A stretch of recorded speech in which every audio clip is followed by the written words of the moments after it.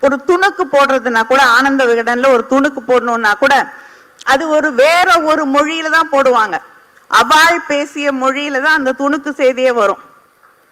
மாமாவும் மாமியும் நான் எந்த ஜாதியும் குறிப்பிட்டு சொல்லவில்லை, ஆனா அவங்க ரெண்டு பேர் பேசின மொழியில தான் அது வரும்.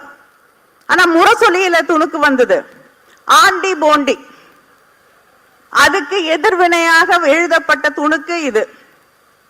அவங்க மொழி திரைப்படங்கள்ல அவர்களுடைய மொழி. இலக்கியங்கள் எடுத்துக்கோங்க, இமயம் இருக்கிறார், இலக்கியங்களை எடுத்துக்கோங்க, அவர்களுடைய வாழ்க்கை, அவர்களுடைய பழக்க வழக்கங்கள், அவர்களுடைய மதிப்பீடுகள், இதுதான் இலக்கியமாக இருந்தது. அதை தாண்டி நம்முடைய சாதாரண மக்களுடைய யார் யாரெல்லாம் அவங்க அவங்களுடைய அடுக்குல இருந்து ஜாதி அடுக்குல ஏத்துக்கலையோ அவங்களுக்கு கீழே இருந்ததா நினைச்சாங்களோ அவங்களுடைய வாழ்க்கையெல்லாம் இலக்கியத்துல இடமே இல்லை.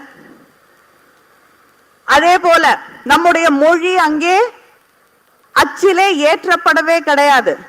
திரைப்படங்கள்ல எடுத்துக்கிட்டீங்கன்னா அது வேற ஒரு மொழிதான், சமஸ்கிருதம் கலந்த மொழிதான் அங்கே பேசப்பட்டது. நம்முடைய மொழி, நம்முடைய சாதாரண மக்களுடைய வழி மொழி எதுவுமே அங்க இடம் கிடையாது.